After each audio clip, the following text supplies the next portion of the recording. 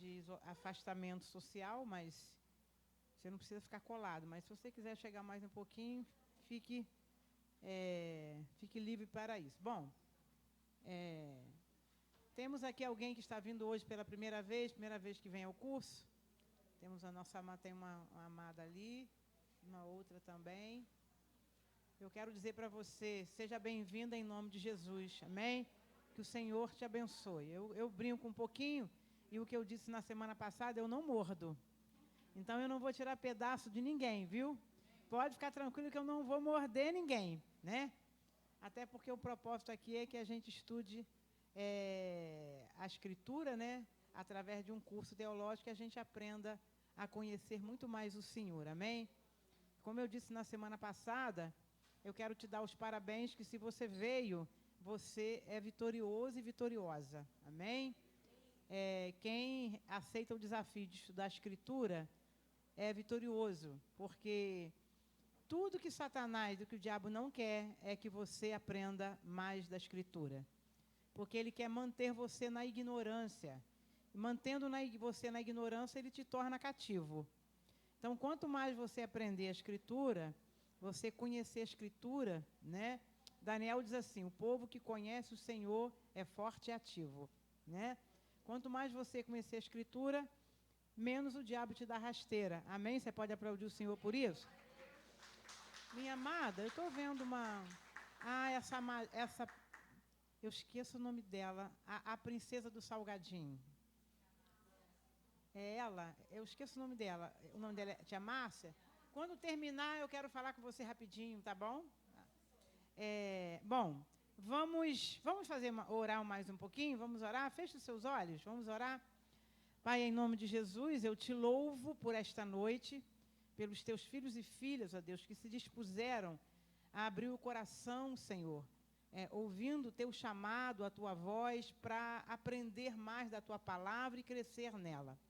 Sabemos que muitas barreiras e muitas adversidades, ó Deus, eles encontrarão ao longo da trajetória desse curso. Mas na autoridade do nome de Jesus, declaramos desde já essas barreiras, ó Deus, jogadas por terra pelo poder do teu nome. Fortalece cada um dos teus filhos que se propôs a estudar a tua palavra. Ajuda a cada um deles em meio às suas lutas e batalhas. E, Senhor, coloca e renova o propósito de cada um deles, ó Deus, de aprender mais de Ti para glorificarem o Teu nome. Esta noite, que o Teu Espírito, mais uma vez, que é o nosso mestre por excelência, que Ele venha ministrar ao nosso coração e que eu seja somente um instrumento e canal e que Jesus seja a estrela maior, que nós possamos nos esconder, ó Deus, à sombra de Jesus, e que somente Ele brilhe para a glória do Teu nome.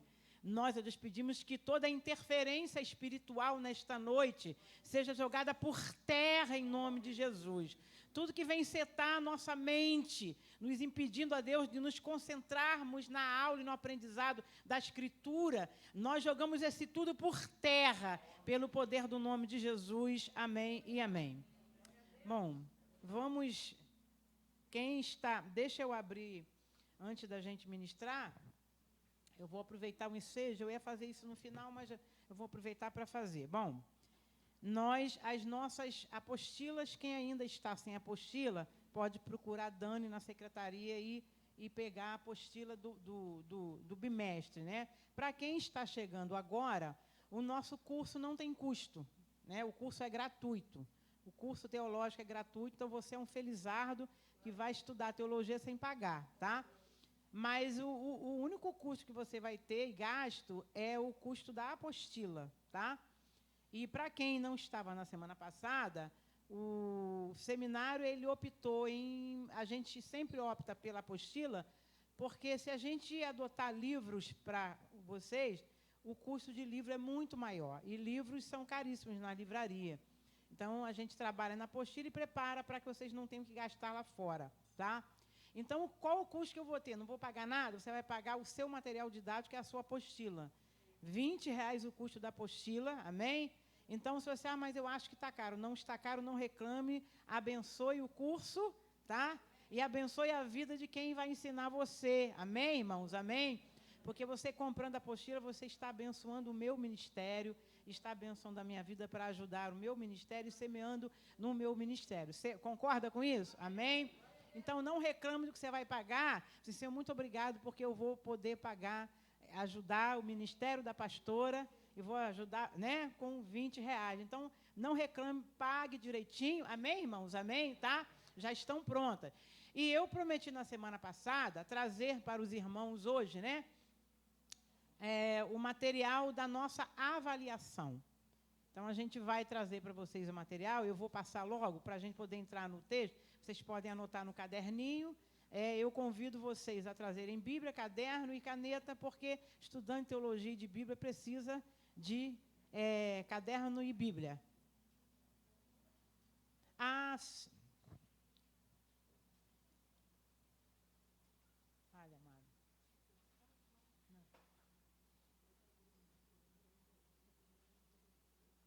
Não, tudo bem, tá. Bom, o material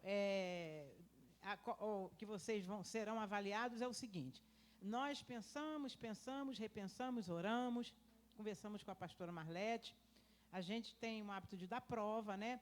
Mas como esse ano o nosso curso ele mudou a roupagem, então a gente não tem uma matéria semestral, então a gente tem matéria por bimestre. Então, a cada 2 meses você vai estudar uma matéria. Terminou 2 meses, você vai estudar uma outra matéria dentro da grade e você vai comprar uma outra apostila. Todo mundo entendeu? 2 meses, nós temos o quê? Praticamente 8 semanas. Então, a gente sugeriu para que você não falte, porque você faltando, você fica sem conteúdo, tá? Eu não sei, eu não tá, porque você não estava na aula, você perdeu aquele dia que a professora deu porque você não estava. Eu não estou dizendo que você nunca possa faltar. De repente, você pode ter um problema de emergência e ser necessário faltar. Mas faça o seu possível para não faltar, para você não ficar boiando depois na hora de ser avaliado, tá? Então, veja bem, o que nós vamos fazer é o seguinte. Dani, onde está Dani? Você pode me emprestar Moisés, traz o livro para mim, por favor, que eu deixei com ela. Nós vamos passar para vocês, o capítulo de um livro, tá? Vocês vão levar esse material para casa. Esse livro, ele foi xerocado aqui na secretaria, com a Dani. O custo dessa xerox, desse capítulo aqui, ela saiu por R$1, tá? Então, por favor, não vai deixar, eu posso comprar fiado? Por favor, tá? R$1. Pegue a sua xerox ali com o Dani, pague o seu R$1 para tirar o custo, né, do papel que a gente gasta aqui, tá? Irmão, oi. Tá. No finalzinho da aula, você vai pegar com a Miss Universo. Miss Universo, dá para você levantar, por favor? Tá? Então, eu vou pegar com ela, né? Eu brinco com ela que ela é muito magrinha. Não sei como ela conseguiu ter um filho e ficar magra. Só sendo Miss Universo, né? Então, você, no finalzinho, você vai comprar a sua xerox com ela e você vai dar R$1. Esse R$1 não é para a pastora Rosana, é o custo do papel que a secretaria gasta. Amém, irmão? Todo mundo concorda, tá? Porque a gente tem custo. Então, a gente precisa honrar o custo que a igreja também, tá ok? Tá? Então, o que você vai? Mas eu vou levar esse capítulo, vou levar essa xerox para casa para quê? Olha, o livro é esse, tá? Se por acaso alguém se interessar em comprar, depois você me procura no final do estudo e pega o nome comigo. Eu não vou dar agora para a gente não perder tempo, tá? Nós xerocamos apenas um capítulo, o capítulo 10, tá? Você vai levar esse capítulo para casa. Agora anote aí o que você vai fazer e como você será avaliado. Mas eu não sabia como era. O que eu tenho que fazer mesmo, tá? Todo mundo está anotando com papel e caneta aí? Bom, primeira coisa, você vai estudar o capítulo todo. Estudar não é a mesma coisa que ler. Eu dei uma lida, não entendi nada. Você só leu, você não estudou? Não é assim, não é bem assim? Não, eu li, mas não entendi nada. Então, leia de novo, até você entender, tá? Por quê, irmão? Sabe por quê? Porque nós só temos, escutem isso, nós só temos 8 aulas. Porque a matéria é uma matéria bimestral. 8 quartas-feiras, tá certo? Se nós fizermos uma prova aqui, a gente vai usar uma quarta-feira todinha para fazer essa prova. Então, a gente vai perder uma quarta-feira que a gente não vai poder dar aula. Todo mundo entendeu? Então, essa avaliação, essa prova, né, ela será feita em casa. Você vai levar essa apostila, esse capítulo xerocado, você vai estudar. E você vai fazer o que a gente está pedindo aqui. Amém? Agora anota aí o que a gente vai pedir para você. Ó. Descrever e explicar. Olha o detalhe. Você vai descrever e explicar. Eu não digitei isso, porque isso, por causa da correria, não deu tempo de eu digitar, tá? Mas depois a gente pode trazer digitadinho e você guarda. Mas a nota é bom você anotar, tá? Descrever e explicar as grandes contribuições. O aluno vai descrever e explicar. Olha o detalhe, você não vai descrever só, tá? Você vai descrever e explicar as grandes contribuições dos gregos, vírgula, dos romanos e dos judeus na preparação para a chegada do Messias. Todo mundo entendeu? Como diz o povo pentecostal, está ligado no trono? Deu para entender? Querem que eu repita? Ó, o aluno deverá descrever e explicar as grandes contribuições dos gregos, dos romanos e dos judeus na preparação para a chegada do Messias. Ok? Todo mundo entendeu? Deu para anotar direitinho? É preciso repetir ou não precisa? Todo mundo escreveu direitinho? Então agora eu vou explicar. Ah, mas pastora, como é que eu vou saber? Você só vai saber se você estudar o capítulo que você levou, né? Você vai estudar com calma.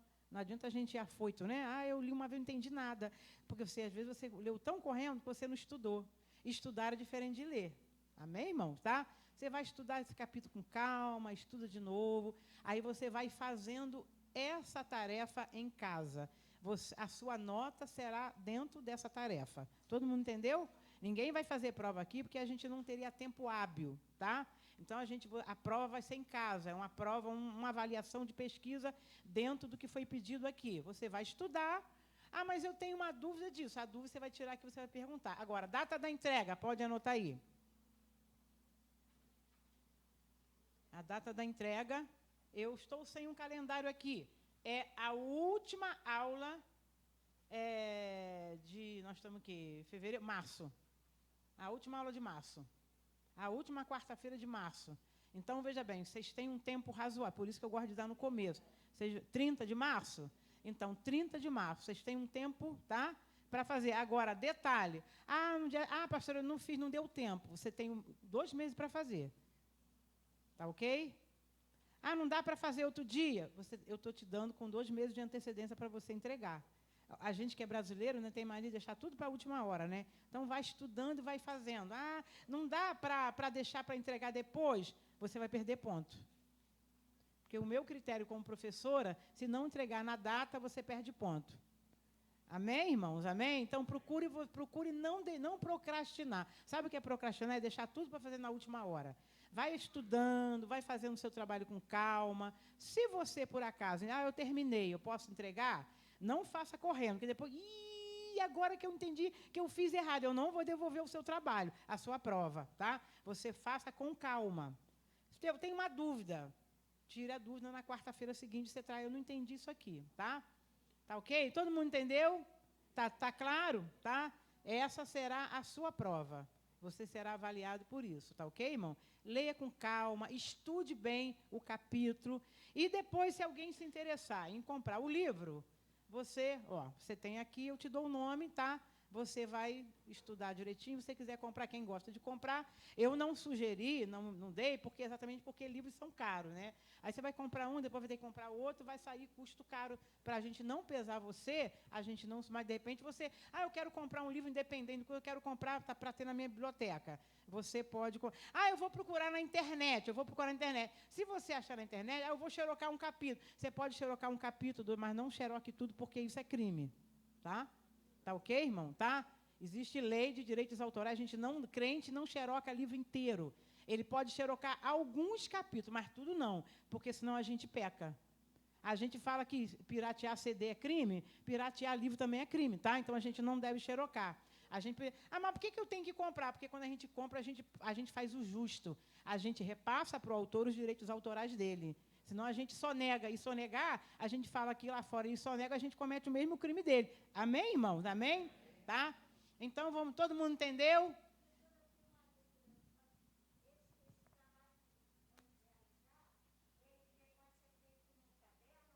Não. Eu prefiro que você... ela fez uma pergunta interessante. Pode ser feito no caderno? Não. Eu prefiro preferencialmente digitado. Sabe por quê? Porque cada um tem um tipo de letra diferente. E eu posso não entender a sua letra, não tem como avaliar, porque se eu não entender a tua letra vai ficar complicado para mim. E digitado é mais fácil, amém? Mas eu fiz tudo, eu não sei digitar, eu tenho dificuldade. Se você puder pedir um parente para digitar para você, é melhor, tá ok? Tá, todo mundo entendeu, irmão? Tá? Mas em último caso, olha só, somente último, mas eu não tenho ninguém. Aí eu posso entregar ele escrito? Nós estamos aqui praticamente em nível universitário. Amém, irmão? Então, a gente pode fazer um trabalho mais bonitinho, tá? Você não precisa fazer capa. Desde que você não esqueça o seu nome, bota o seu nome e entregue o título do seu trabalho e você coloque lá, tá ok? Você vai colocar Novo Testamento 1, Evangelhos, tá? Avaliação 1. Aí você vai, tá ok? Todo mundo entendeu? Tá? Então, avaliação de Novo Testamento 1. Aí você bota a data e o seu nome. Porque se você esqueceu o seu nome, eu não sei quem fez. E essa pessoa tirou 8, mas não sei quem é a pessoa, como eu vou lançar a nota do diário? Porque para você formar, você tem que ser avaliado. Todo mundo concorda? Como eu vou fazer você passar de ano se você não avaliou? Não tem nota, não tem como fazer isso, tá? Então, a gente mas é chato fazer prova, fazer trabalho. Não tem outro jeito, irmão. Se a gente não fizer prova de trabalho, a gente não pode ser avaliado. Amém? Tá? Então, vamos lá? Vamos lá para a nossa apostila. Vamos lá? Bom, vamos recapitular? Na semana, eu vou recapitular para poder a gente voltar onde nós paramos, né? Nós estamos trabalhando evangelhos, mas eu expliquei para vocês que antes da gente entrar, né, propriamente dito, nos evangelhos, a gente precisa entender ou compreender o pano de fundo dos evangelhos, né? Inclusive, o trabalho que vocês vão fazer, essa prova de pesquisa, vai abrir um leque para vocês de uma forma assim mais alargada. Exatamente porque aproveitem as dicas que eu dou na aula, porque vocês vão fazer praticamente isso de uma forma mais profunda, tá? Por quê? Porque a gente precisa entender os evangelhos, eles têm um pano de fundo. Existe um contexto por trás, né? Por exemplo, a gente sabe que o Evangelho, originalmente, o Novo Testamento todo foi escrito em grego, certo ou errado? Certo ou errado, gente? Hã?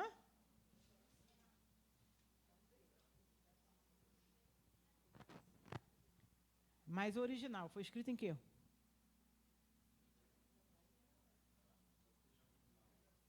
O Novo Testamento foi escrito em quê? Originalmente, o Novo Testamento foi escrito em qual idioma? O Novo Testamento. Grego. O Novo Testamento foi escrito em grego. Aí, quando a gente mergulha no profundo, a gente vai entender por que ele foi escrito em grego. Não é? Então, a gente precisa entender esse pano de fundo.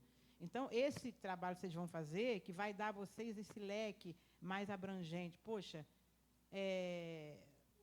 o que aconteceu no mundo que preparou o palco para o nascimento de Jesus? Porque a gente não pode falar de evangelho sem Jesus, pode?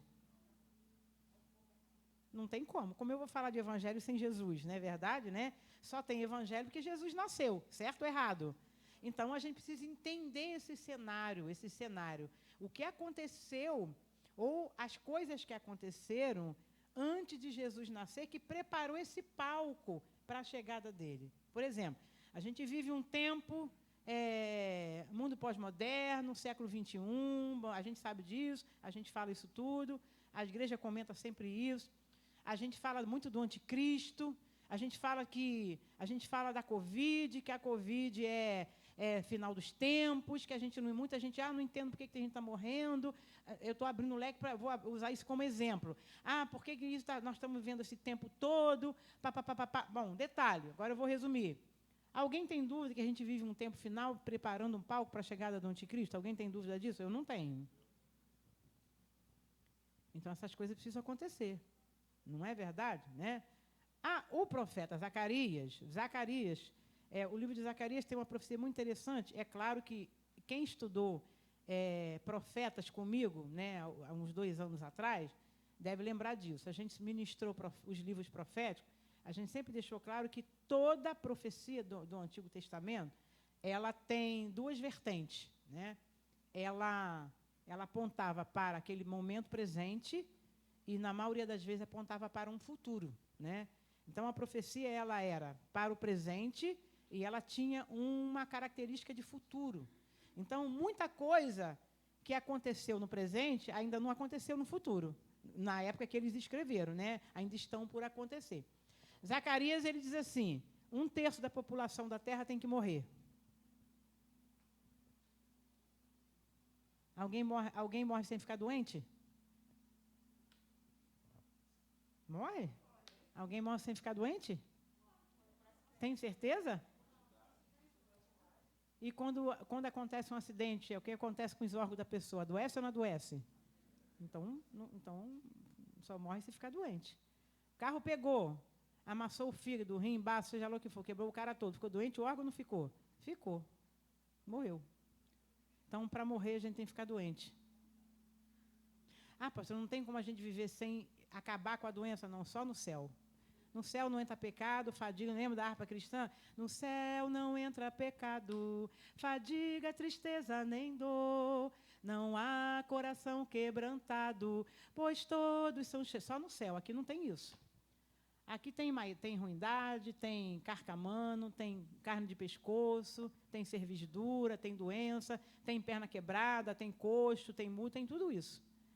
Mas que Deus esse? É bom, Deus é bom. Simplesmente Ele é bom. Naum diz, mas como é que pode Deus ser bom? Ele é bom porque a Bíblia diz que Ele é bom. Quem sou eu para dizer que Ele não é bom?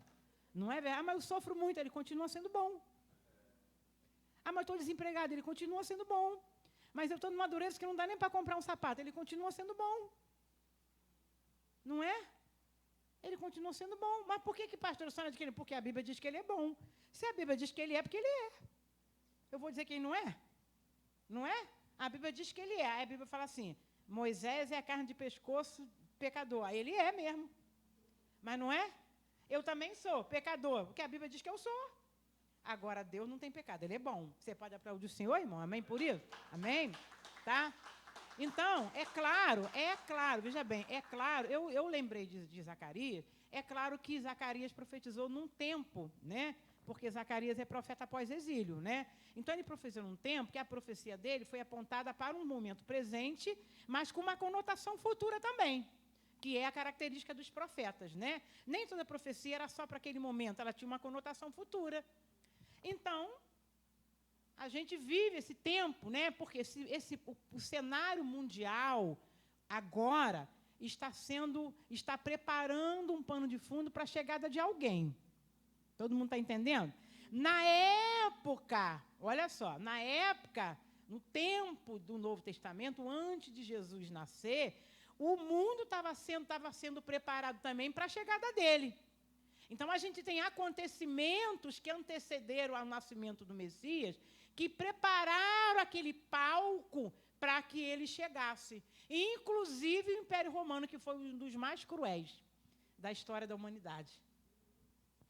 Mas como é que pode um cara cruel, um império cruel daquele, ser instrumento para preparar o palco? Deus precisava dele.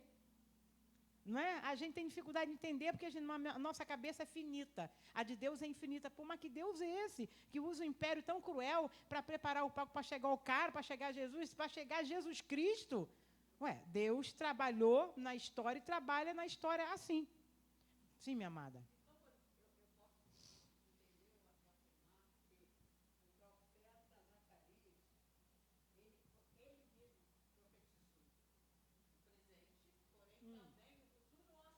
A maioria das profecias, a gente até encontra exceção, mas a maioria, quando você lê uma profecia, a maioria, né?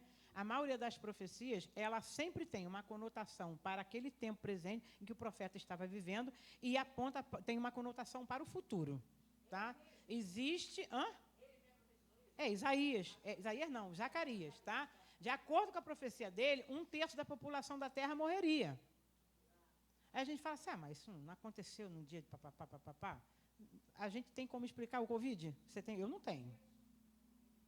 A gente fala assim, eu tenho uma das minhas filhas costuma dizer assim, mãe, quando o avião cai, Deus está matando por atacado. Ela costumava brincar, como assim, filha, mãe?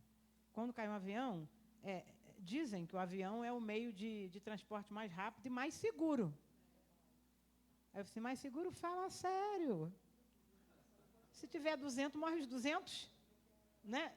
A gente está brincando, né? Dizem que é o mais seguro, né? Eu tenho um irmão que é da aeronáutica, e ele voa muito pela FAB, né? Ele fala assim, que nada, Zane, é o mais seguro, se tiver 300, morre 300 de uma vez só. Fala sério, hein? Aí a minha filha mãe, vai morrer tudo por atacado. Está brincando, mas quer dizer o quê? Que essa situação de que todo mundo vai de uma forma só, uma época só, eu não tenho dúvida que Deus controla a existência e a vida. Não é verdade? Então, irmão, eu só vou morrer se chegar a minha hora. Você só vai morrer se chegar a sua. Essa semana eu fui em sepultamento, né, de uma senhorinha bem idosa, mas fiel. Ela tinha sido uma ovelha alguns anos atrás, e ela faleceu, é família, a gente quer a senhora. Bom, mas ela não tinha o pastor dela agora, a família tinha um pastor, não, mas a gente quer que seja a senhora. Eu falei, Jesus, fala sério, o pastor da mulher vai ficar como agora? O que eu vou falar lá? Porque fica chato, né? Eu disse, não, a família quer a senhora. Eu orei, Senhor, me dê sabedoria, porque eu vou ministrar, mas o pastor da mulher vai estar lá. Ela foi minha ovelha no passado, mas não era mais, já estava muito idosinha, né? Bem idosa. Mas a família quis que eu fizesse. Eu falei, Jesus, agora me tira dessa. Mas Deus me deu sabedoria para eu dar honra também os pastores que estavam lá, para não deixarem, para não gerar o ciúme, né? Quer dizer, ela morreu com 92 anos, morreu, ela partiu para andar de cima. Ela foi pronto, porque crente não morre. Então, não é verdade? Então, se é do Senhor, vai partir para morar com o Senhor. Se não é do Senhor, com certeza teve um tempo para se consertar aqui. Sei que todo mundo está entendendo o mistério? Amém? Então vamos pensar que Deus ele prepara o palco para alguma coisa. E fez isso na chegada de Jesus, antes do nascimento dele. E nós falamos semana passada que os 400 anos de silêncio, né, onde a gente não tinha voz profética.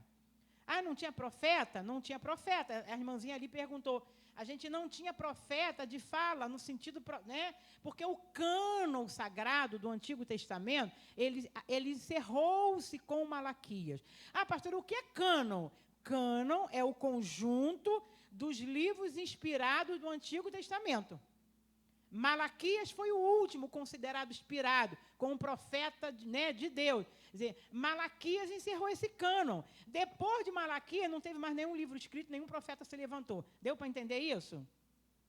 Aí, nesse período de Malaquias, quantos anos se passaram até que Jesus nascesse? 400 anos. Uau! 4 séculos, né?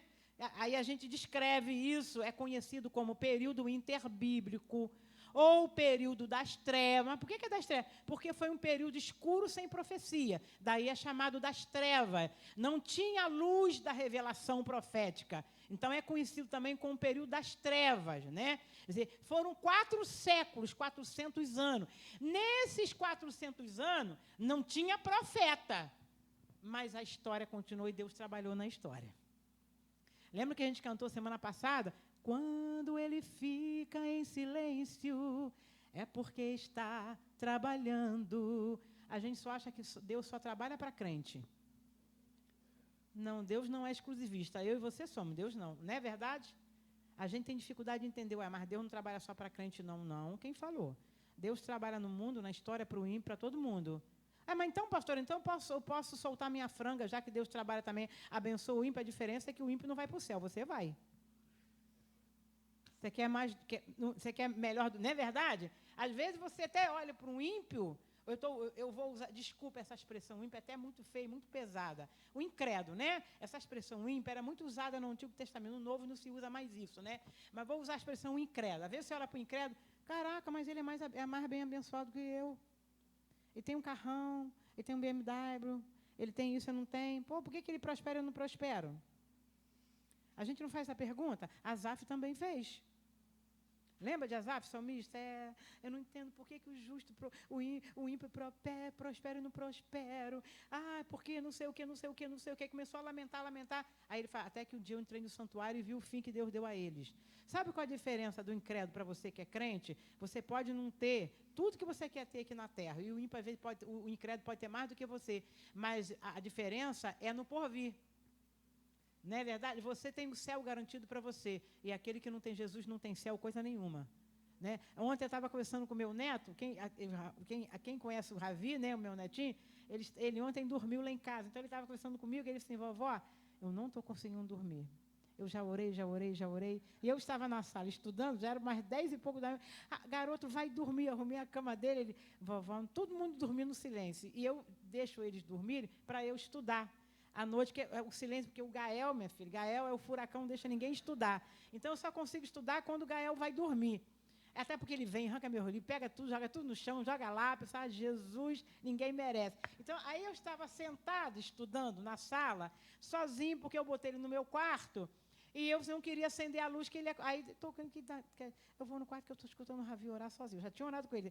Papai do céu, Jesus, eu não consigo dormir, Jesus. O que eu vou fazer? Eu estou sem sono, Jesus. Ele orando, do jeito dele.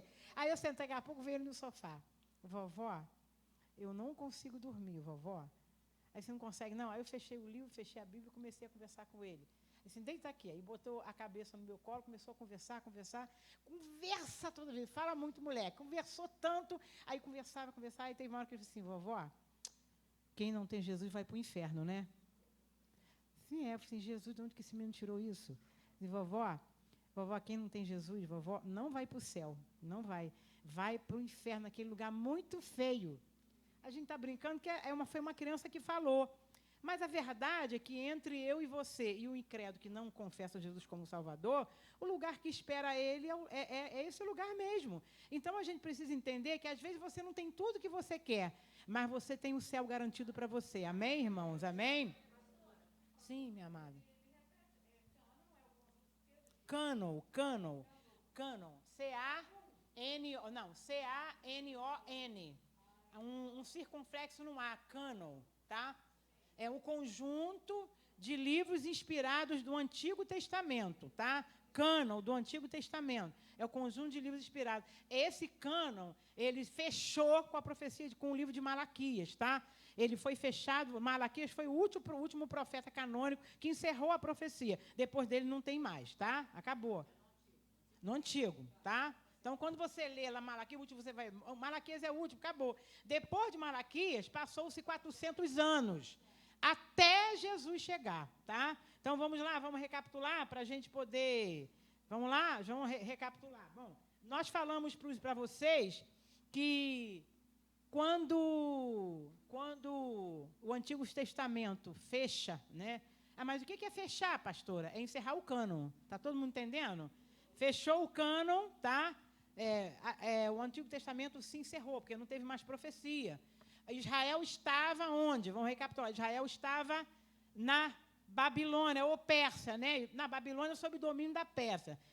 Não era mais Nabucodonosor, porque não era mais domínio dele, né? Eles estavam exilados na Babilônia, mas quem mandava no pedaço era Ciro, né? O rei da Pérsia. Por quê? Porque a Babilônia agora já era um território pertencente à Pérsia.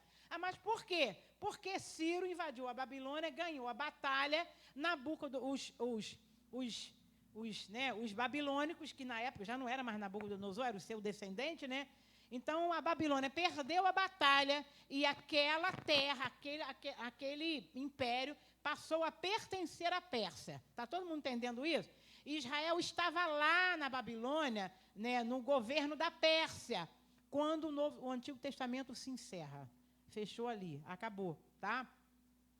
Aí nós falamos que a partir desse período, desse tempo, desse processo, né, a gente tem esses 400 anos de silêncio. A Babilônia, que foi o império. Quais são os 4 impérios mundiais? Quais foram? Primeiro, Babilônia, governado por Nabucodonosor. E Deus usou, nós falamos semana passada aqui para a gente lembrar que Deus usou cada um desses governos impérios para fazer convergir nele e cumprir o propósito dele. Todo mundo está entendendo? Tá? Então, veja bem, a Babilônia cai, Ciro invade a Babilônia, tá? E ele domina a Babilônia passa a pertencer ao domínio da Pérsia, dos persas, tá? Aí o nome de Babilônia, que antigamente eram os caldeus, tá? Você já ouviu falar, porque os caldeus, Jeremias fala muito, pastora, o que são os caldeus? Os babilônicos. Aí, veja bem, como a Babilônia caiu, Ciro invadiu a Babilônia, e ele domina aquele território, aí o nome deixa de ser caldeus, passa a ser Império Medo-Persa. Por que Medo? Porque Medo são os babilônicos também, tá? Medo-Persa por quê? Porque era um território agora da Pérsia. Todo mundo está entendendo isso, gente, tá? Você não pode sair daqui com dúvidas, tá bom? Então, veja bem. Vamos recapitular agora, vamos para a sua apostila. Ciro captura a Babilônia, encerra seu Antigo Testamento, Esther sobe ao poder, a rainha Esther, aquela que desfilou, passou no concurso de Miss. Você conhece a história dela, né? Que ela passou cheia de feroza, cheia de boticário, não sei se era natura, eu acho que era boticário, que é muito cheiroso. Aí ela passa naquele concurso de beleza, cheio de embalsamado, aqueles bálsamos cheirosos, e você acha que Esther sobe ao poder, a ascensão de Esther ao poder foi um acaso da sorte? Claro que não, né? Deus estava governando essa história e precisava dela para fazer alguma coisa. E quando Deus precisa de você para algo, não tem jeito, meu filho, ele vai chover canivete para botar você onde ele quer colocar. Você pode aplaudir a ele? Né? Esther, uma judia, criada pelo tio, né? E Deus coloca Esther no trono. Ela ganha o concurso de beleza, é colocada no trono, né? Aí a gente já não tinha mais Nabucodonosor, não tinha mais nenhum, né? Porque agora é no outro império. Ciro, abre comigo a sua Bíblia lá. Vamos compartilhar com a Bíblia. Abre Isaías capítulo 45. Isaías capítulo 45, abre comigo lá.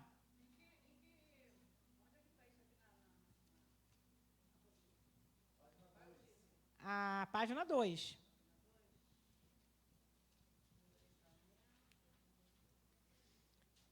Na apostila, irmão, eu vou abrir isso aqui um parênteses, na apostila, eu fiz um resumo da história, tá? Eu não coloquei todos os detalhes porque não caberia, senão a gente ia escrever um livro, né? Então, eu resumi para vocês ideias centrais, né? Os detalhes, eu prefiro falar, pessoal, falar aqui, mas eu fiz um resumo, porque a história do período interbíblico é muito longa. Eu fiz um resumo para você entender, para facilitar para o seu entendimento, tá? Isaías 45, vamos lá? Quem achou, diga comigo, amém.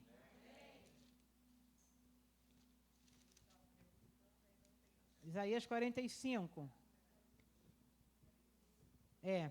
Assim diz o Senhor ao seu ungido, a Ciro, a quem tomo pela mão direita, para abater as nações ante a sua face, e para descingir os lombos dos reis, e para abrir diante dele as portas que não se fecharão.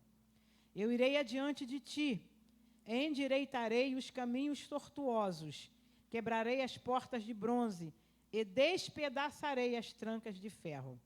Dar-te-ei os tesouros escondidos e as riquezas encobertas, para que saibas que eu sou o Senhor, o Deus de Israel, que te chama pelo teu nome. Por amor do meu servo Jacó. Olha o versículo 4. Por amor do meu servo Jacó e por amor de Israel, que é o meu escolhido, eu te chamei. Chamei você pelo nome e te pus um sobrenome, ainda que você não me conheça. Lindo, lindo isso, né? Deus está dizendo, eu chamei você. Assim diz o Senhor a Ciro, profecia de Isaías, tá? Muitos anos antes de se cumprir. E ela se cumpriu como? Quando ele fala, dar-te-ei, abrirei as trancas de ferro, dar-te-ei os tesouros escondidos. Ciro invadiu a Babilônia num determinado ano e cumpriu essa profecia. Então, as trancas de ferro eram a Babilônia, que o Senhor jogou por terra. Mas Deus chama ele de ungido, não é o Messias, não. Ungido aqui significa enviado com uma missão. Deus usou Ciro para libertar Israel da Babilônia. Por quê? Porque a Babilônia tinha uma política de cativeiro. A Babilônia tinha uma política de escravidão diferente da política da Pérsia. Olha como Deus trabalha na história, né? Às vezes, fulano caiu na mão daquela irmã. Depois o Senhor tirou e botou na mão daquela outra. Estou usando um exemplo aqui figurado, né? Porque a política daquela irmã é de um jeito, a política daquele irmão é de outro jeito. Ah, mas por que Deus não deixou daquela de lá? Porque Deus precisa daquela pessoa ali, com aquele jeito de ser, porque aquele jeito de ser vai favorecer o povo dele. Então foi assim, tirou da Babilônia, olha como Deus trabalha. Ah, mas Deus não falou comigo com profecia, mas ele continua trabalhando. Aí tirou da Babilônia, a Babilônia caiu. Aí o Senhor, agora você caiu por terra, agora o povo está sob domínio de Ciro. Ciro tinha uma outra política de libertação, né? De jugo, né? De escravidão. O que ele fez? Ele dominava os povos, ele pegava os povos, né? Ganhava a batalha, mas por quê? Porque ele pegava, ganhava a batalha, levava o povo, né? Para ele, para libertar depois. Interessante, né? Então tinha que ser cara. O cara era Ciro. Todo mundo está entendendo como Deus trabalha? Fala. Nesse contexto aí, o Messias, não era Messias, era Ciro, tá? Ele é chamado de ungido por quê? Porque ele foi levantado com uma missão. A missão dele era o quê? Libertar Israel. Tá? Todo mundo entendeu isso? Todo mundo entendendo? Ah, mas por que tinha que ser Ciro? Por que não ficou lá na Babilônia? Porque a Babilônia não libertaria ele. Se ele ficasse, se Ciro não fosse levantado, os babilônicos jamais libertariam Israel de lá. Todo mundo entendeu? Então Deus deixou. Às vezes a gente acha que uma guerra acaba, que aquilo foi um acaso. Não existe acaso para Deus. Ele sempre está trabalhando na história que você não vê. Deus não deixa, não está preocupado em que você veja. Ah, mas eu não estou vendo o agir dele, eu não estou vendo o agir. Mas ele está fazendo, mesmo que você não veja. Amém, irmãos? Amém? Tá? Então, e às vezes esse tempo de fazer leva anos. Anos. Mas não vejo nada acontecer, nada. Ele está fazendo algo, pode ter certeza. Porque Deus é Deus que trabalha no invisível, naquilo que você não vê. Amém? Aí Israel estava lá, né? Aí Ciro resolve assinar um decreto. Aí ele começa a andar, agora eu vou parafrasear. Ele caminha pela província, ele olha, que povo é esse que está aí? Nessa província aqui da Babilônia. Ah, esse povo é um povo que está aí há muito tempo. Aí ele mas está há muito tempo. Como assim eles vieram para cá trazidos pelo Nabucodonosor? Que o cara já morreu, já foi com o pé na cova e tudo, já não existia mais, né? Já tinha se passado. Ah, é? Mas por que eles estão aqui? Não, Nabucodonosor trouxe eles estão aqui. Aí Ciro, eu vou libertar esse povo aí, vou assinar um decreto para libertar eles. Aí ele assina um decreto. Eu estou parafraseando, tá, irmão? Você não vai encontrar isso. Com a minha palavra, tá? Eu estou assinando um decreto que eu estou libertando esse povo que está cativo aí. Aí assinou um decreto, vocês têm ordem para voltar à cidade de vocês, para reconstruir a cidade de vocês. Aí eles voltaram. Só que a gente acha que, a gente pensa que voltou todo mundo. Todo mundo que se foi, vamos um exemplo, se foi 70 milhões voltou. Não. Muitos não voltaram. Sabe por quê? Porque o tempo que eles permaneceram lá, 70 anos, foi um tempo que muitos fizeram suas vidas lá, no cativeiro. Muitos se tornaram ricos, construíram casas, abriram negócio. Olha que interessante, né? Então não quiseram voltar. Quando chegou o momento da volta, né, do retorno, muitos não vieram, preferiram ficar na Babilônia. Aí vem um detalhe interessante, que dentro da história, vocês já devem ter ouvido isso, né? Na Babilônia, exatamente na Babilônia, é onde começa o processo chamado diáspora. O que é diáspora? Quem sabe o que é diáspora? Diáspora é a dispersão dos judeus. Quando eles se dispersam, que até então estava todo mundo na Babilônia, né? Porque eles foram levados cativo para lá, né? Quer dizer, quando chegou o momento da volta, muitos não quiseram voltar. Já tinham feito sua vida lá. Ah, não vou voltar, eu tenho meu emprego, eu tenho minha profissão, meu comércio aqui. Porque Nabucodonosor não libertava, mas ele favorecia isso, entendeu? Olha que interessante, né? Exigia adoração aos deuses dele, né? Nós falamos, contamos na semana passada, que no cativeiro, na Babilônia, no exílio da Babilônia, Israel aprendeu a duras provas a nunca mais a idolatrar. Porque foi levado para lá por conta da idolatria. Mas qual a razão do cativeiro? Idolatria. E qual a razão dos 70 anos? Não podia ser 20, ser 40, ser 10 anos só? E qual a razão dos 70 anos de cativeiro? Quem sabe dizer? Por que eles ficaram 70 anos no cativeiro? A razão do cativeiro foi idolatria, né? Mas qual é a razão do número do tempo de 70? Quem sabe dizer? E aí? Será que foi só isso? Alguém sabe? Israel, veja bem, Israel foi para o cativeiro, foi levado para o exílio por conta da idolatria, né? Adorava, casou, nós falamos, explicamos semana passada, casou com outros deuses, né? Foi considerada adúltera pelo profeta Oséias, né? Tu, ó Israel, te prostituíste com muitos amantes, né? Nós já explicamos isso aqui.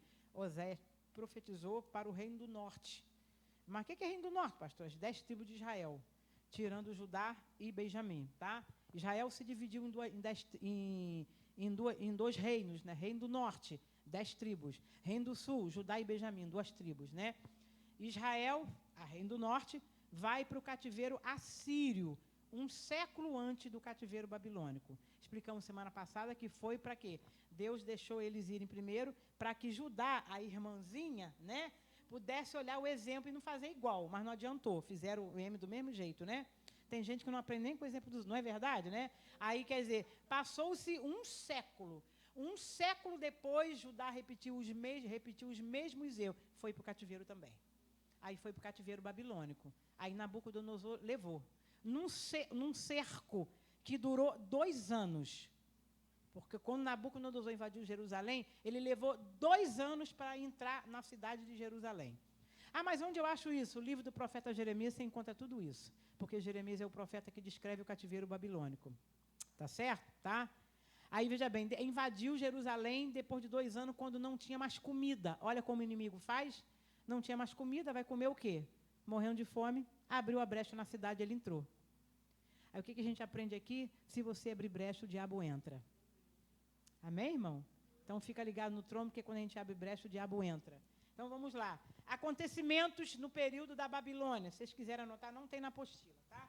Eu vou recapitular alguns aqui que eu falei semana passada. Bom, primeira coisa que aconteceu na Babilônia, a cura da idolatria. Israel ficou curado da idolatria, tá?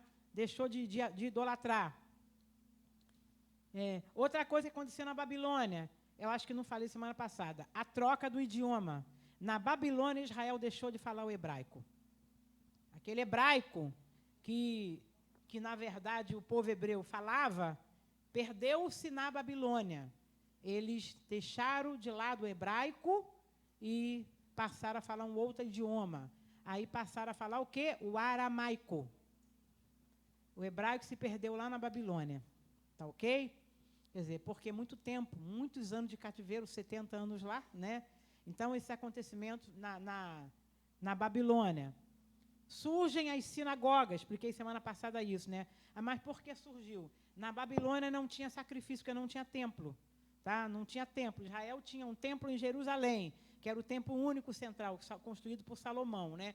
O templo foi destruído, a cidade destruída, não tinha. Aí vai fazer, como é que eu vou adorar? Vamos fazer o sacrifício do carneiro, da ovelha, do bode, como? Não tem templo aqui.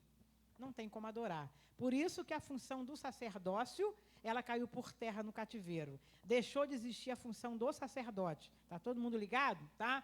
No cativeiro, 2 funções de Israel deixaram de existir: o sacerdote e o rei. Eles não tinham mais razão de ser, né? Porque estavam no cativeiro. O que aconteceu lá então? Tá? Só ficou de pé, anotem isso, a função do profeta. Foi a única função que sobreviveu no cativeiro. Ó, eu estou falando do cativeiro, tá, gente? No cativeiro, deixou de existir a função do profeta, a função do rei e a função do sacerdote. Só ficou de pé, só sobreviveu a função do profeta. Porque porque a gente tem profeta exílico, como foi o caso de Daniel. Foi onde Daniel atuou. Daniel, o profeta Ezequiel, ele profetizou no cativeiro. Então, ele é profeta exílico, profetizou ali, tá? Alguém pediu para falar? Alguém? Quem levantou a mão para falar? Fala mesmo.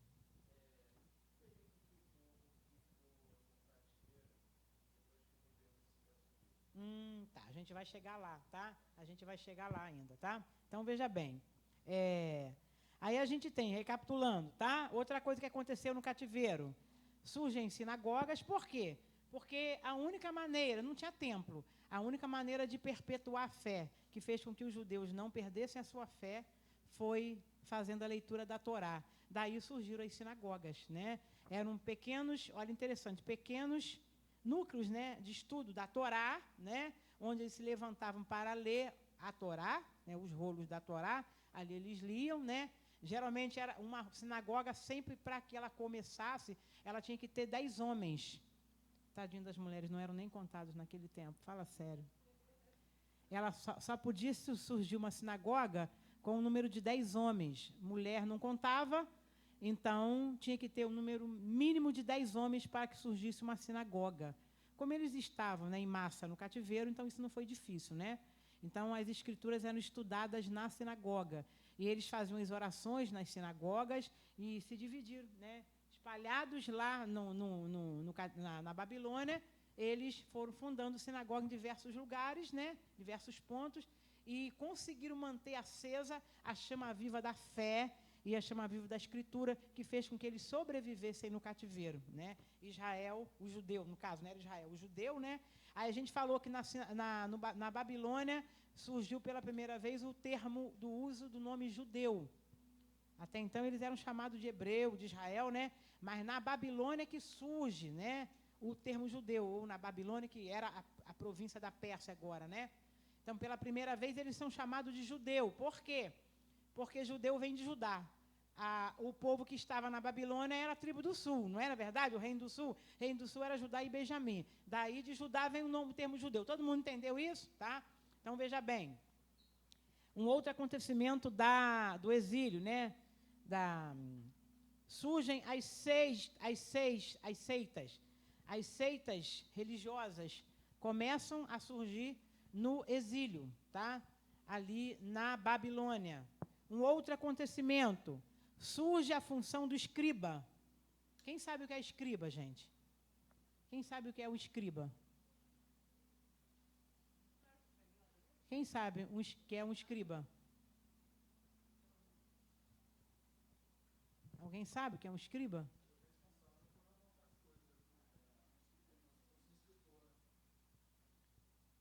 E aí?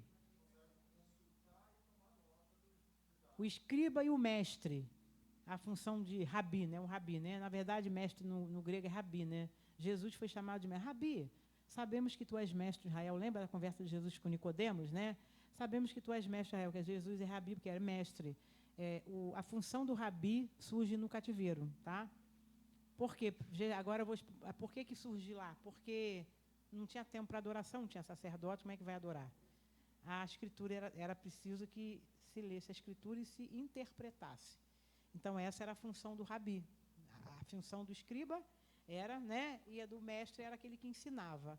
Então essas duas funções surgem no cativeiro, né? E as sinagogas elas permanecem muito tempo depois, quando Jesus vive seu ministério, a gente vai encontrar Jesus entrando nas sinagogas. Paulo também entrava na sinagoga. Todo mundo está entendendo isso? Mas ela surge no cativeiro babilônico, na Babilônia, tá?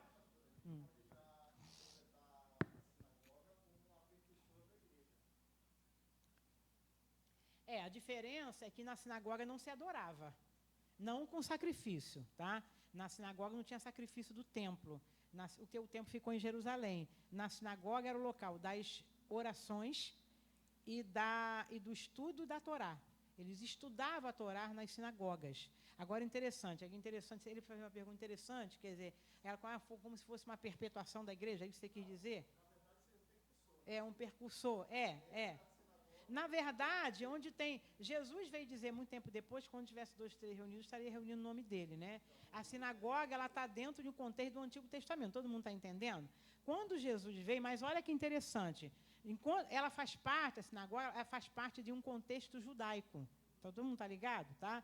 Ela faz parte de um contexto judaico. Ela está relacionada ao Antigo Testamento ainda.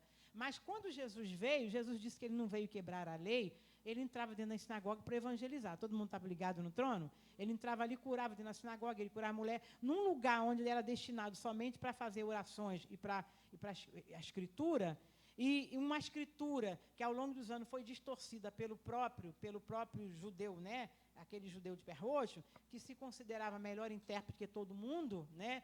Jesus entrava na sinagoga para ensinar o novo. Lembra do capítulo de Lucas, capítulo 4? Quando ele entra na sinagoga, ele entra, aí todo mundo... Não é ele?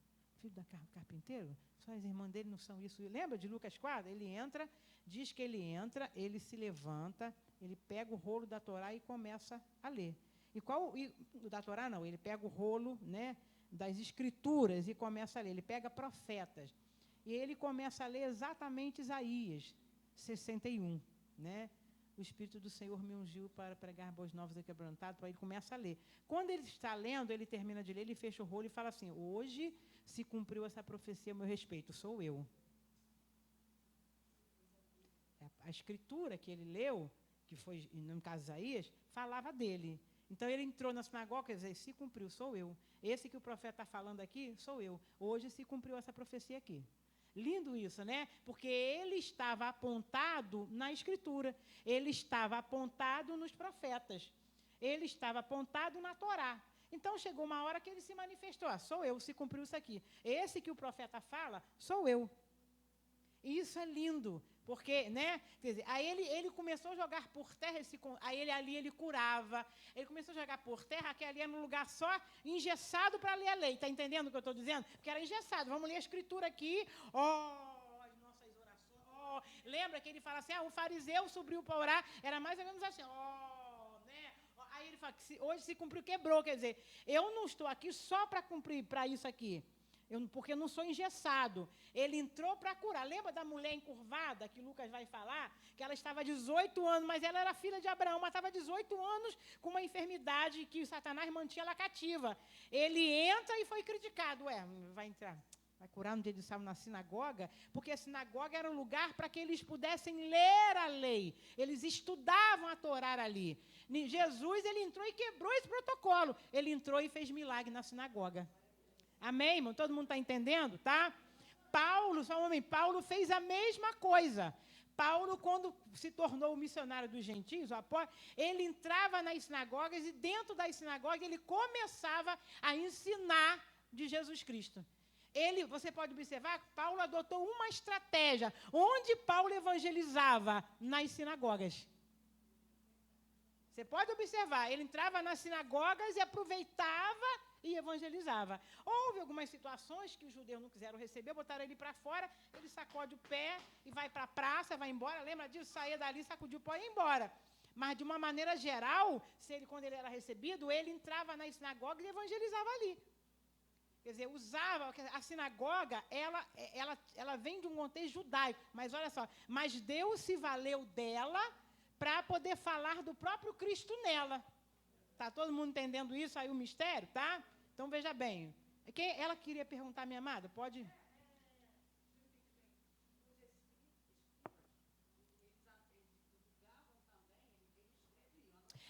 Esdras, por exemplo, quando você lê o livro de Esdras, Esdras era um escriba. Amém? Todo mundo está entendendo? Esdras era um escriba. Aquele que lia, que copiava, né, transmitia a lei, ele era um escriba, tá? Que escrevia a lei, tá? Então, veja bem, vamos lá para a gente agora caminhar um pouquinho. A gente tem o que aqui?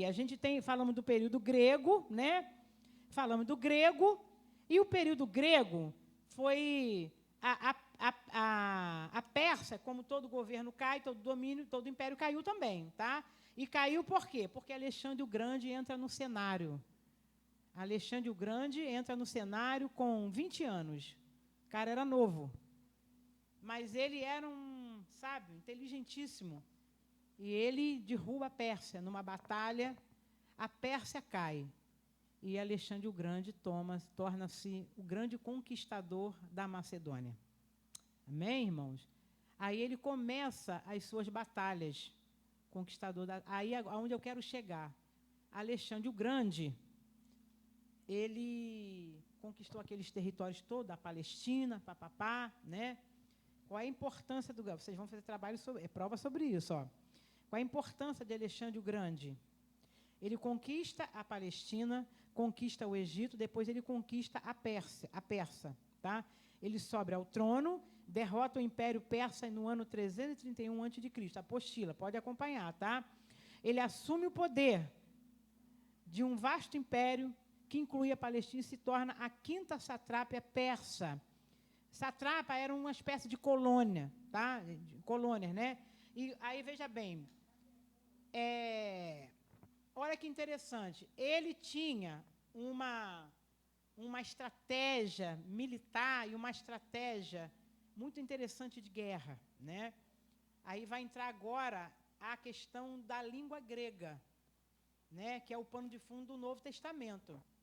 Ele funda várias colônias, chamadas de satrápias, né? E ele jogava os seus soldados, já conquistava aquele lugar e implantava um grupo de soldados naquela terra, naquele lugar. Ou seja, esse grupo vai ficar aqui.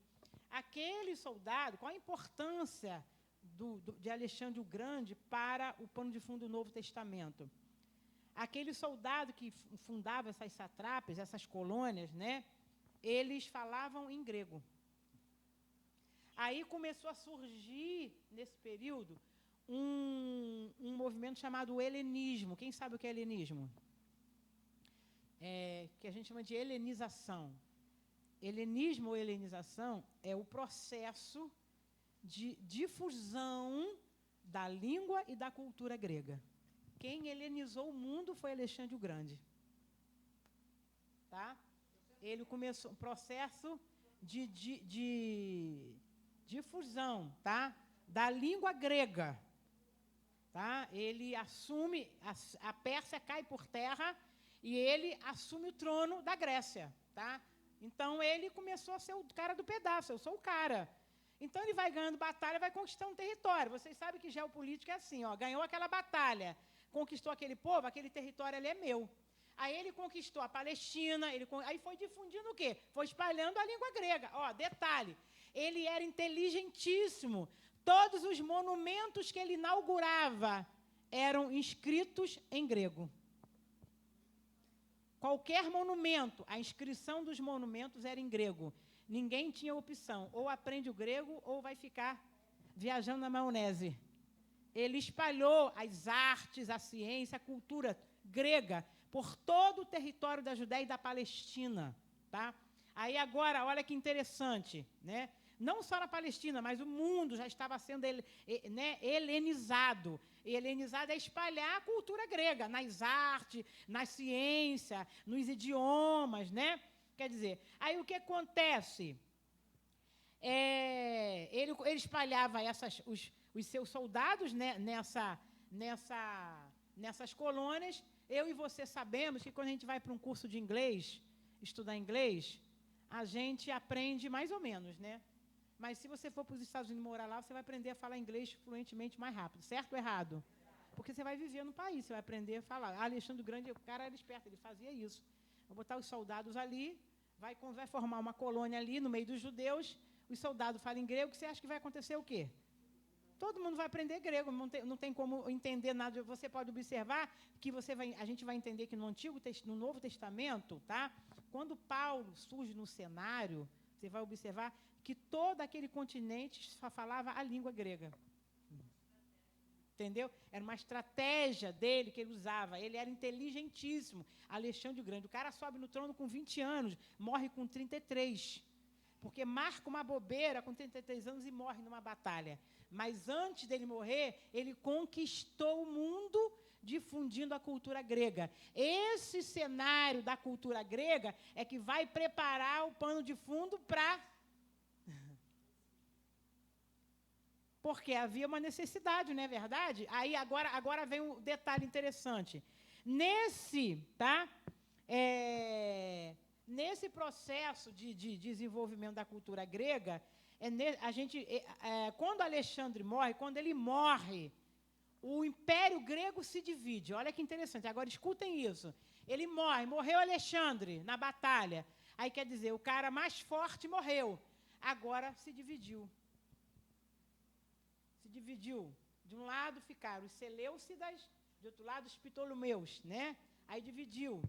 Aí ficaram. Eu resumi para ganhar tempo, né? Aí uma parte fica com Seleucida, uma parte do Império Grego, né? Do mundo grego. Outra parte fica com Ptolomeu. Aí veja bem, nesse processo, nessa época, surge a famosa Biblioteca de Alexandria, que vocês já devem ter ouvido falar, tá? Surge no governo de Ptolomeu, na era de... Nesse mesmo tempo, escutem isso agora, depois da morte de Alexandre o Grande, quando o Império Grego se divide, que a língua já estava espalhada e difundida, surge a Biblioteca de Alexandria e surge a Septuaginta. Quem sabe o que é a Septuaginta? Agora olha que interessante. A língua grega já estava espalhada. Os judeus já estavam perdidos sem saber o que fazer, porque não entendiam mais nada. Porque eles estavam também espalhados, lembra que a gente falou que a dispersão começou na Babilônia, tá? Quer dizer, eles estavam já perdidos, já tinha muitos judeus espalhados pelos 4 cantos da terra. E eles não tinham condição de estudar mais a Escritura, porque eles conheciam o hebraico, que ficou esquecido lá no cativeiro. Aí surge o quê?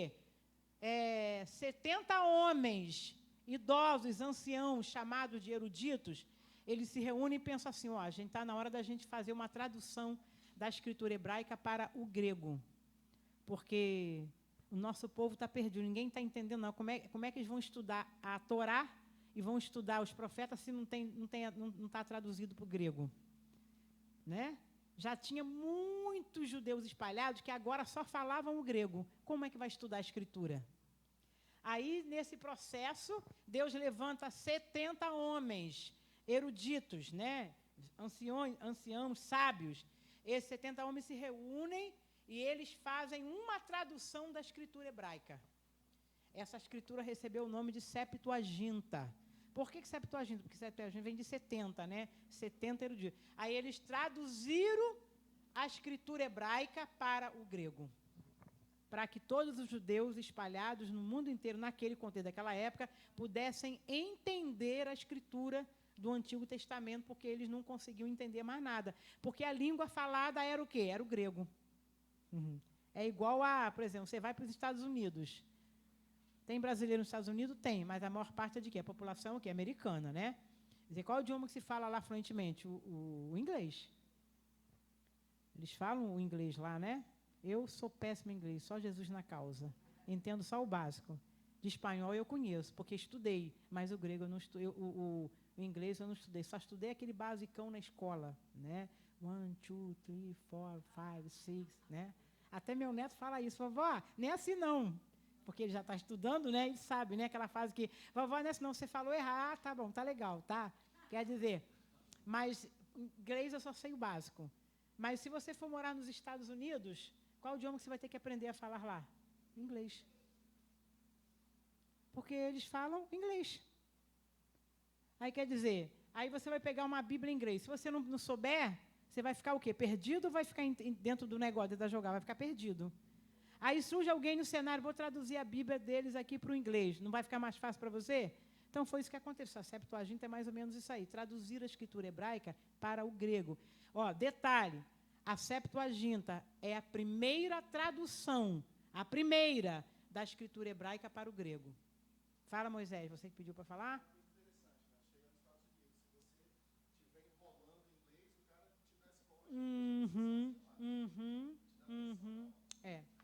Então, veja bem, você está todo mundo ligado na preparação do cenário? Está todo mundo ligado à difusão da língua grega, da necessidade da língua? Por quê? Porque as escrituras do Novo Testamento foram escritas em grego. Tá? Está todo mundo ligado nisso, né? Então, veja bem, tá? Aí a gente tem o quê? Surge a Septuaginta, aí começa o governo sírio, né? Que esse governo sírio fazia parte da divisão depois que o Império Grego caiu, né? Ptolomeu, né? Aí começa o governo sírio, para a gente fechar, a gente ainda tem 10 minutos, né? Escutem isso aqui que a gente vai ter que parar, observem isso, guardem isso aqui. Aí começa, dentro do governo sírio, levanta-se um homem chamado Antíoco Epifanes. Esse homem chamado Antíoco Epifanes, eu estou resumindo porque na nossa apostila ele está resumido, tá? Mas vocês vão ter no livro um detalhe maior da história, tá? Esse homem chamado Antíoco Epifanes, depois de muitas batalhas e guerras, os judeus, nessa época, nesse contexto, eles eram oprimidos por esses governos, tá? A gente precisa lembrar disso. O judeu não tinha independência nem política, nem religiosa, porque estava debaixo de governo, de julgo desses governos todos, tá? Está todo mundo entendendo isso, tá? Quer dizer, aí surge no cenário um governo sírio chamado Antíoco Epifanes, que foi um dos mais cruéis da história do governo sírio. Esse homem, isso faz parte ainda, gente, está dentro, tá, do período grego, está todo mundo entendendo isso, tá? Esse homem, ele era muito cruel, e como ele odiava os judeus, por conta de algumas razões pessoais, que eu não vou entrar em detalhe, porque não daria tempo de explicar aqui, ele faz o quê? Ele se levanta em guerra contra os judeus, e ele, numa batalha, numa guerra, por causa de raiva, de ódio, de ira, ele profana o templo dos judeus. O que é profanar? Isso tudo é acontecimento dentro dos 400 anos de silêncio. Está todo mundo entendendo isso, tá? Por que é profanar? Ele marcha com seus exércitos, para o templo, né? Vai até o templo, obriga os fiéis, os pobres judeus, né? Ele mata um porco no altar, e a gente sabe que o judeu, ele abominava, porque a lei levítica diz que o judeu não pode comer carne de porco, porque a carne de porco é contaminada e é abominação para qualquer judeu comer, é uma carne, um animal proibido dentro da lei levítica. E esse Antíoco Epifanes, com a sua crueldade e maldade, ele mata um porco no altar, e ele espalha o sangue no altar e obriga os judeus a comerem a carne de porco enfiando pela goela abaixo. Quem se recusasse a comer, morria assassinado. E muitos judeus morreram assassinados. A história vai revelar que mais ou menos os 40 mil judeus morreram nessa batalha. Ele profana, nessa guerra, vou usar essa expressão guerra, né? Ele profana o templo, ele joga o sangue no altar, profanando, quer dizer, o templo passou a se tornar imundo. Triste isso, né? Aí quer dizer, aí o que acontece? Esse acontecimento, ele estabelece no Templo de Jerusalém um culto. Aqui, tipo assim, agora não vai ser culto mais ao Deus de vocês. Agora eu vou inaugurar um culto a Júpiter dentro do templo de vocês. Depois de profanar, ele inaugura um culto a Júpiter, que era outra abominação para o judeu, né? Aí o que acontece? Com esse caos instalado, né, dessa profanação, muitos judeus, milhares mortos dentro desse processo de sofrimento, eles não aguentavam mais essa luta. A gente observa nesse processo como os judeus sofreram. Quanto sofrimento eles passaram, né? Mas se você observar, eles não perderam a sua fé. Interessante isso, né? A gente acha que a gente sofre. Mas eu sofro muito. Você não sabe o que é sofrimento, né? Milhares foram dizimados nesse processo. Aí alguém fala, mas por que Deus deixou eles sofrerem tanto? Não era o povo do Senhor? Quando Deus tem que tratar, Deus trata. Não é? Aí, veja bem, nesse processo de templo profanado, eu vou parar aqui. Levanta-se. Os judeus, eles reagem, resolvem, agora a gente vai reagir, a gente pode ficar quieto mais diante disso. Diante dessa abominação, a gente não pode ficar quieto. Aí surge no cenário, dentro desses 400 anos de silêncio, um homem chamado Matatias. Esse homem tinha 4 filhos. Um desses filhos chamava-se Judas Macabeus. E por conta desse processo da profanação do templo, esse Matatias era um sacerdote da linhagem de Levi, da linhagem de Arão. Era um sacerdote velho, bem idoso. Ele olha aquela situação e fala, não, isso não pode continuar do jeito que está, esse sofrimento, o templo sendo profanado, a gente precisa fazer alguma coisa para tomar o nosso templo de volta. Aí surge no cenário, começa um período chamado a Revolta dos Macabeus. Você deve ter ouvido falar na história, talvez você não saiba o que é. Aí esse processo, aí a gente vai, poxa, mas os Macabeus tiveram sua importância, você vai entender que eles tiveram a importância na chegada do Messias. Não, Júpiter era uma divindade do mundo grego, tá? Era um deus grego lá, aqueles deuses de Lazeus, né? Eles, quando profanou o templo, Antíoco Epifânes, ele inaugura o templo com essa divindade para fazer um culto a Júpiter. O templo estava profanado, os judeus não podiam cultuar mais ali por causa da profanação, então eles se esconderam nas rochas, né, nas cavernas, e eles mandavam no pedaço. Aí esse sacerdote que morava em umas colinas, morava em um lugar afastado, né, Matatias, era um sacerdote bem idoso. Ele vê aquela situação e contempla aquilo com o olhar espiritual, fala, tem que fazer alguma coisa. A gente não pode ficar nessa ação de opressão, o povo se escondendo, morrendo, milhares de judeus. Aí ele resolve reagir. Ele reage, tem algumas batalhas que ele ganha, mas ele morre. Aí o seu filho, Judas Macabeus, é que assume e encabeça essa situação, e ele começa, a gente vai ter que parar por causa da hora, mas no período que Judas, da revolta dos Macabeus, né, ele tinha 4 filhos, 3 dos filhos dele sucederam. Um morreu, o outro assumiu, o outro morreu, 3, né? Digamos assim, 30 anos, mais ou menos uns 90 anos de batalha, porque Judas Macabeu governou 30 anos. Nesse período, eles tiveram um período de independência política e religiosa, porque Deus honrou o governo deles, né? Foi um período em que os judeus puderam governar. Eles reinauguraram o templo. Depois de dizimarem, muitos gregos matarem, eles ganham a batalha. Agora, abre lá para a gente encerrar. João 12. Acho que é João 12. Deixa eu só... Acho que é 10 ou 12. Só um momentinho aqui. Não, é 10. João 10.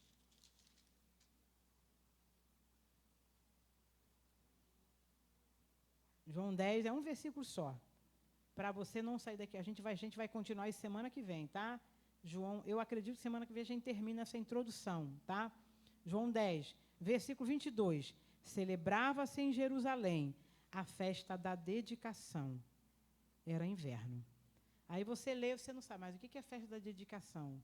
Eu tenho certeza que você já leu, mas você nunca se perguntou o que significa a festa da dedicação. O nome grego disso é a festa do Hanukkah. E o que significa a festa de Hanukkah? Festa da dedicação traduzida. Dedicação de quê? A dedicação do templo. Depois que Antíoco Epifânes contaminou o templo, que Judas Macabeu tomou o templo de volta, eles fizeram uma festa de 7 dias. Eles limparam o templo, purificaram o templo e, novamente, eles implantaram o regime do culto no templo de Jerusalém. E essa data, ela passou a ser comemorada pelos judeus como a festa da dedicação. Que é, o judeu, ele chama de festa do Hanukkah. Então, ele comemora. Ela não fazia parte do calendário levítico, mas passou a ser incluído por causa da tomada de volta do templo, que tinha sido profanado, mas eles tomam de volta, e eles purificam o templo, e o templo passa a ser novamente de judeu. Todo mundo entendeu isso? Aí inaugurou essa data, passou a ser chamada a festa da dedicação, ou a festa do Hanukkah. Todo mundo entendeu? A gente entende um pouquinho o sofrimento que o judeu passou, né? Aí observe que esse palco está sendo preparado para o nascimento de Jesus. Todo mundo está entendendo? Tá? Vamos parar por aqui? Amém? Quem entendeu pode dizer amém, pode aplaudir o Senhor. Amém. Priscila, Miss Universo, você tem algo a falar?